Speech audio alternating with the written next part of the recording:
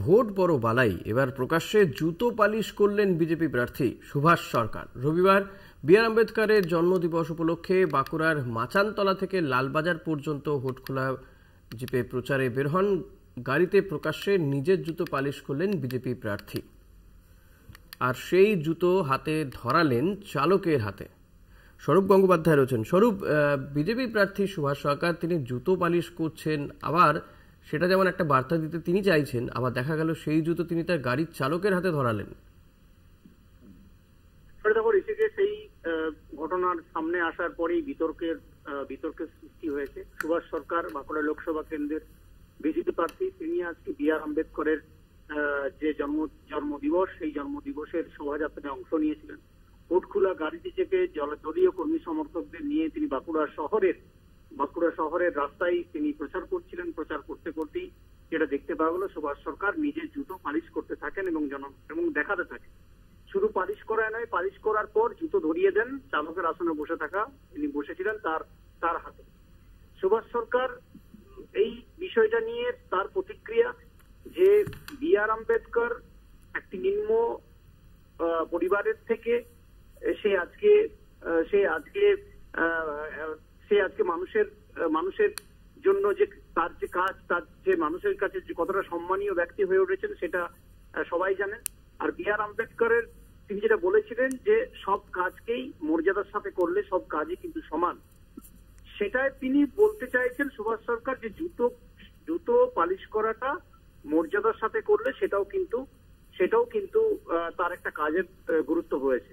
সুতরাং সুভাষ সরকারের এই কাণ্ড কারখানা বা সুভাষ সরকারের এই ঘটনাকে কেন্দ্র করে তৃণমূল কংগ্রেস কটাক্ষ করতেও কিন্তু ছাড়েনি। তৃণমূল কংগ্রেসের তরফ থেকে অরূপ চক্রবর্তী, তৃণমূল প্রার্থী, তিনি প্রতিক্রিয়া জানিয়েছেন যে সুভাষবাবু জুতো পালিশ করছেন, তার চালককে ধরিয়ে দিচ্ছেন, সুভাষবাবু নাটক করছেন, আসলে উনার খুব খারাপ অবস্থার মধ্যে উনি চলছেন, তাই এই সমস্ত জুতো পালিশ করে মানুষের নজরে রাখতে চাইছে। অর্থাৎ সুভাষ সরকারের জুতো পালিশকে কেন্দ্র করে শাসক এবং বিরোধীর মধ্যে রাজনৈতিক চর্চা শুরু হলো বাঁকুড়ায়।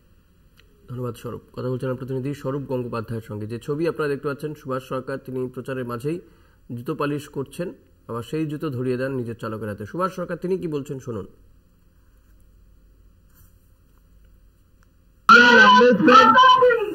দলিত সমাজে সমস্ত গরিব মানুষের স্বপ্ন দেখিয়েছিলেন, আর সেই স্বপ্ন আজ প্রধানমন্ত্রী সাকার করছেন। প্রধানমন্ত্রী নরেন্দ্র মোদী সমস্ত গরিব মানুষের স্বপ্ন যা বি.আর. আম্বেদকর দেখেছিলেন সেগুলো সব বাস্তবে রূপায়িত করছেন। আর জুতো পালিশ করেছি এই জন্য যে বি.আর. আম্বেদকর একেবারে অত্যন্ত নিম্নবর্গের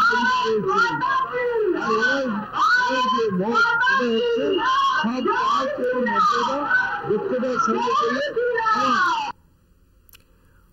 তৃণমূল প্রার্থী অরূপ চক্রবর্তী তিনি ঠিক কি বলছেন শুনুন।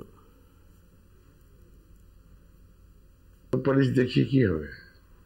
এ কি জনগণের জুতো পালিশ হচ্ছে?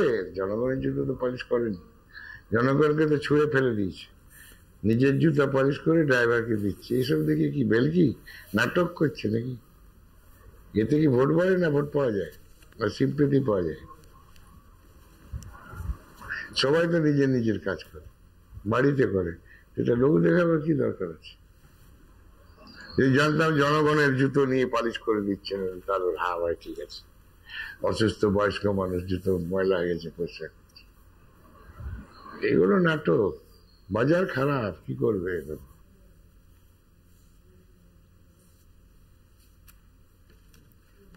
নববর্ষের দিন কাঁথির রাস্তায় প্রচারে তিন ভাই। কাঁথি লোকসভার প্রার্থী সৌমেন্দু অধিকারীর সঙ্গে রাজ্যে বিরোধী দলনেতা শুভেন্দু অধিকারী ও প্রাক্তন সাংসদ দিব্যেন্দু অধিকারী হাঁটলেন কাঁথির রাস্তায়। নববর্ষে মানুষকে শুভেচ্ছা জ্ঞাপন করলেন তিনজন।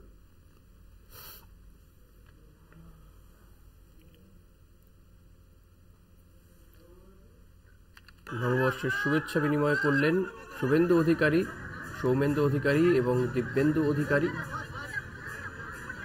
পাশাপাশি তারা পুজোও দেন।